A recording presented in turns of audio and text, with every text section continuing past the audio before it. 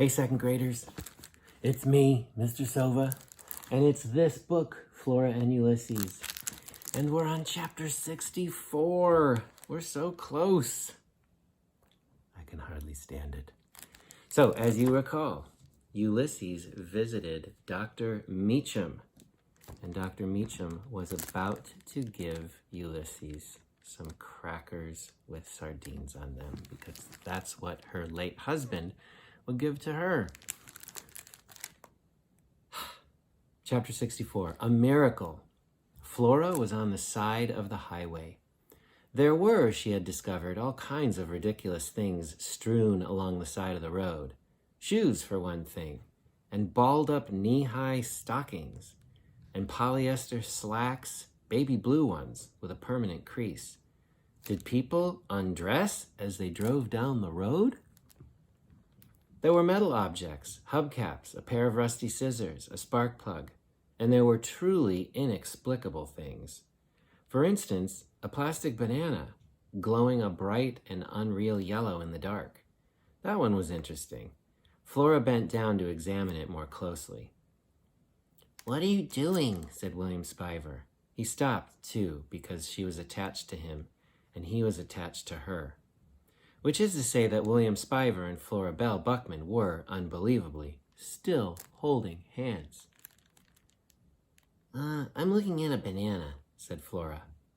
Tootie was marching ahead of them, holding the little shepherdess out in front of her and shouting Ulysses' name. William Spiver's hand was getting kind of sweaty. Or maybe it was Flora's hand that was getting sweaty. It was hard to say. William Spiver was still crying silently, and Ulysses was still missing. And here they were, walking along a highway behind an unlit lamp, stopping occasionally to look at knee-high stockings and plastic bananas. It all must mean something. But what? Flora mentally flipped through every issue of The Illuminated Adventures of the Amazing Incandesto. Mentally flipped through every issue of Terrible Things Can Happen to You. And also, The Criminal Element is Among Us. Every issue that she had ever read. She searched for some kind of advice, acknowledgement, the tiniest clue about what to do in this particular situation. She came up empty-handed. She was on her own. She laughed. "What are you laughing about?" said William Spiver. Flora laughed louder. William Spiver laughed along with her. "What's so funny back there?" said Tootie. "Everything," said Flora. "Whee!" said Tootie. And then they were all laughing, except for Mary Ann, who couldn't laugh because she was inanimate. That means she couldn't move. But even if she had been capable of laughing, she probably wouldn't have done it. She just wasn't that kind of lamp.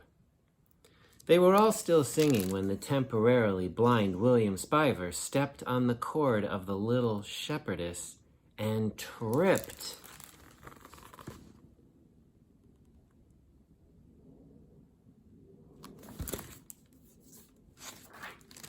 And because he refused to let go of Flora's hand, or did she refuse to let go of his? Flora fell too. She landed on top of William Spiver. There was a crunch, and then a tinkle. "Oh no," said William Spiver. "My glasses, they're broken." "Oh, for heaven's sake, William," said Tootie. "You don't even need those glasses." Flora was so close to William Spiver that she could feel his heart beating wildly somewhere inside of him. She thought, "I sure have felt a lot of hearts recently." "Wait a minute," said William Spiver. He held his head up. "Everyone be quiet. Shh. What are those tiny pinpricks of light?" Flora looked to where William Spiver was looking. "Those are stars, William Spiver." "I can see stars. I can see. Great Aunt Tootie, Flora Belle, I can see." "Oh, it's a miracle," said Tootie. "Or something," said Flora. So that was the miracle. William Spiver can see. Do you think he always really could see? I do too. Chapter 65. opened the door. The hallway of the Blixen Arms emitted the same green, gloomy light no matter the time of day or night. "Watch out for the cat," said Flora. "The infamous Mr. Klaus," said William Spiver. He looked around. He was smiling. "The cat who was defeated by a superhero squirrel. I will certainly keep an eye out for him. And I hate to sound like a broken record, but may I just say again what a delight it is to see? Talk about being born anew.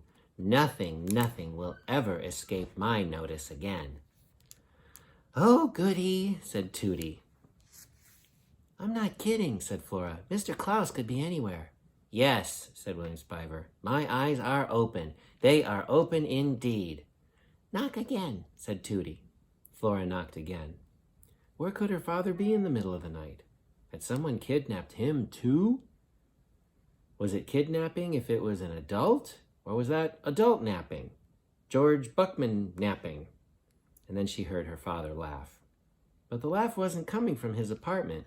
It was coming from apartment 267.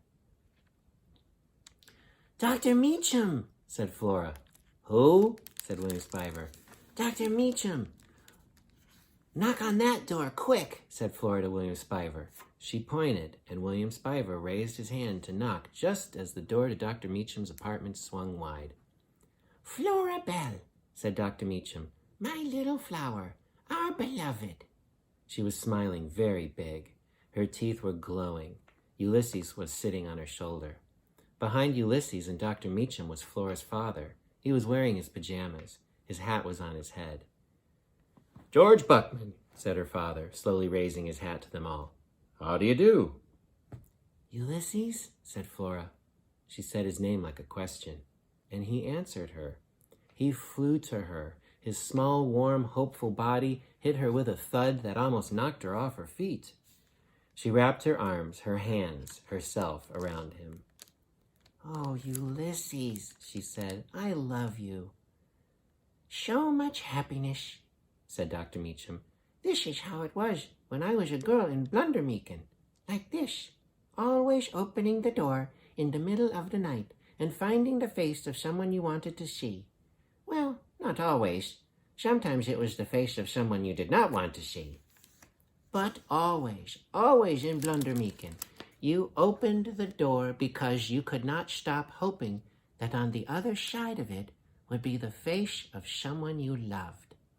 Dr. Meacham looked at William Spiver and then at Tootie. She smiled. "And maybe, too, the face of someone you did not yet know but might come to love." It's a sweet illustration.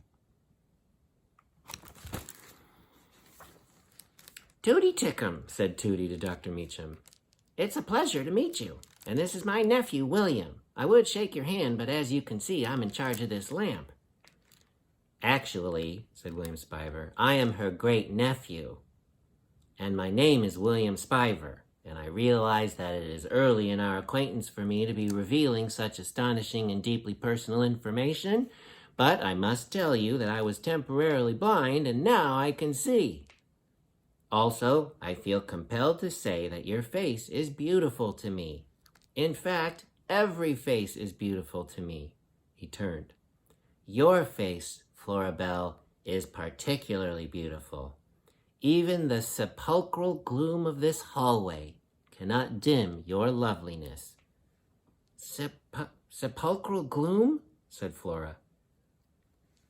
"That's because she is a flower," said Flora's father. "My lovely flower." Flora felt herself blushing. It is a lovely face. The face of Flora Belle Buckman," said Dr. Meacham. "It is truly beautiful. But you have all stood long enough outside. You must come inside now. Come, please." Wow. Flora Belle and Ulysses, reunited. And second graders, it feels so good. Oh my gosh. How many more chapters do we have? One? No, come on. 1, 2,